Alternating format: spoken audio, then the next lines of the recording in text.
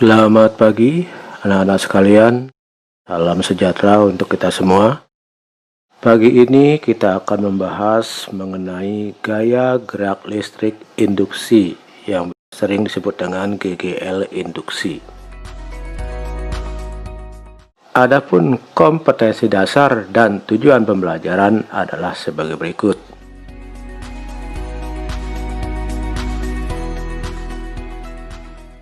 Pada pembelajaran sebelumnya, kita sudah membahas mengenai di sekitar kawat berarus listrik timbul medan magnet.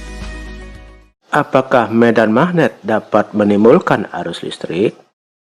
Untuk menjawab pertanyaan tersebut, maka Faraday melakukan percobaan dengan menggerakkan magnet keluar masuk kumparan. Yang pertama, bila magnet digerakkan menuju kumparan, maka jarum galvanometer akan menyimpang seperti gambar di samping. Penyimpangan jarum galvanometer terjadi akibat adanya perubahan jumlah garis gaya magnet pada kumparan. Yang kedua, bila magnet didiamkan, maka jarum galvanometer tidak menyimpang. Hal ini karena tidak ada perubahan garis gaya magnet pada kumparan. Langkah yang ketiga, bila magnet digerakkan menjauhi kumparan, maka jarum galvanometer akan menyimpang kembali dengan arah yang berlawanan. Hal ini juga terjadi karena adanya perubahan jumlah garis gaya magnet pada kumparan tersebut. Dari kegiatan tersebut, maka kita dapat simpulkan bahwa yang pertama, penyimpangan jarum galvanometer akan terjadi jika adanya perubahan garis gaya magnet pada kumparan. Yang kedua, adanya gerakan jarum galvanometer menunjukkan terjadinya arus listrik pada kumparan. Arus listrik dapat mengalir akibat adanya beda potensial pada ujung-ujung kumparan. Dan adanya beda potensial ini akibat adanya perubahan garis gaya magnet yang memotong kumparan. Beda potensial inilah yang disebut dengan gaya gerak listrik induksi atau GGL induksi.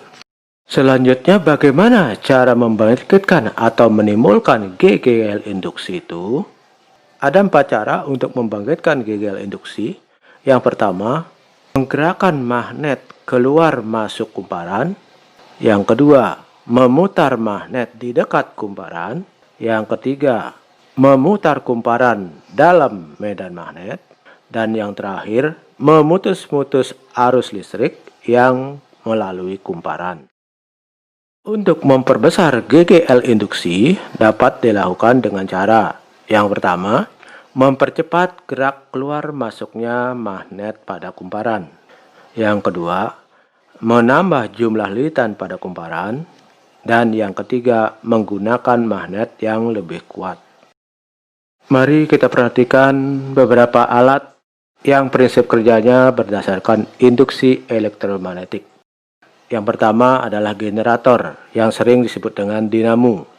Generator adalah mesin yang mengubah energi kinetik menjadi energi listrik.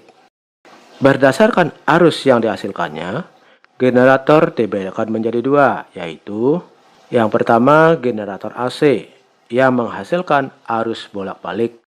Dan yang kedua, generator DC yang menghasilkan arus searah. Dan contoh yang kedua adalah transformator.